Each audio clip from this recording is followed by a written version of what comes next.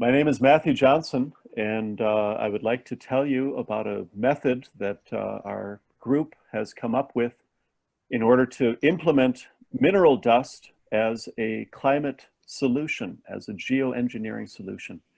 And we've named this the KEPRI project. And this is a small study, kind of a pre-study that's part of a larger project in order to control the atmospheric methane concentration.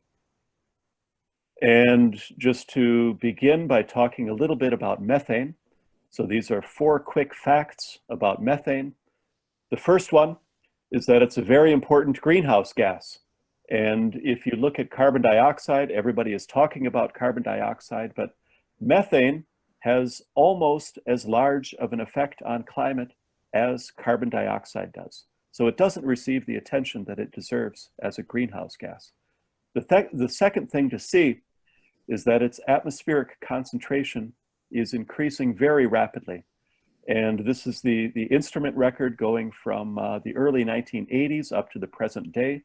If you go back to the pre-industrial concentration, methane has more than doubled during that time.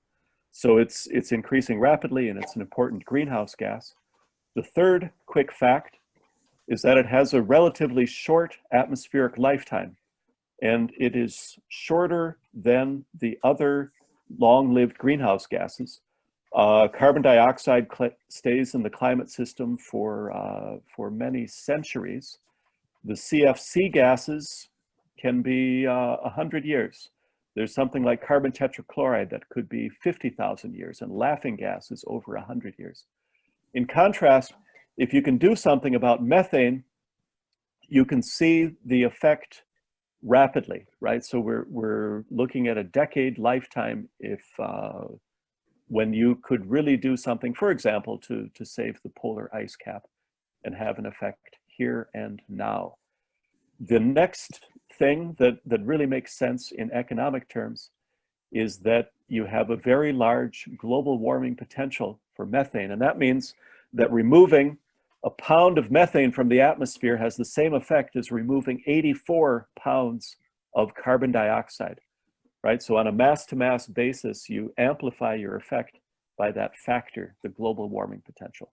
So we think that methane does not punch its weight as far as what people are talking about. There's a lot of talk about controlling carbon dioxide, rightly so, but we believe that methane really would give you a lot of bang for the buck and produce results now that would have an effect on climate. Very quickly, to talk about the process that we would like to use. And it's important to point out that this is in analogy to naturally occurring processes. And so there's a lot of mineral dust that's coming out into the atmosphere. For example, in the United States, about a month ago, there was a huge cloud of dust from the Sahara.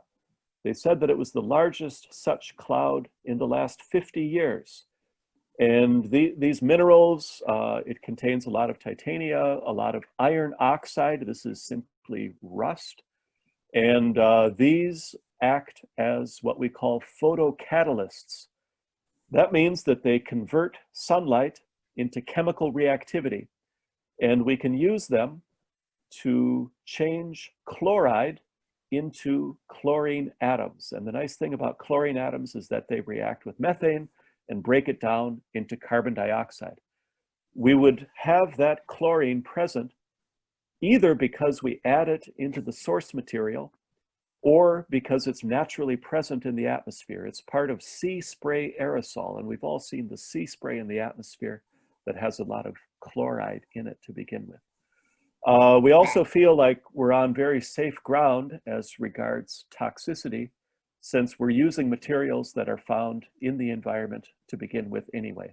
We're enhancing the concentrations, but we're using processes that are already occurring in the Earth's atmosphere. So we convert the methane into carbon dioxide. A lot of the carbon dioxide is going to dissolve in the ocean. All right. If we get into the details, we see this one small project as part of a larger series of events, and the final result of this is a working climate remediation method. We have the concept already of what we need to do. Right now, we need to generate some fundamental information that will then be the input of models that we're going to run in order to find out the impact on the climate system. Once we find out how we would locate this climate remediation system, we then go into the design phase. We have some sort of a tower that would deliver a plume of this dust into the atmosphere. We would install it, and then we would start removing methane from the atmosphere. So we know that the reaction happens, but we need to learn some of the details of what is the effect of temperature, what is the effect of relative humidity, and what is the effect of the particle size on the efficiency of this process.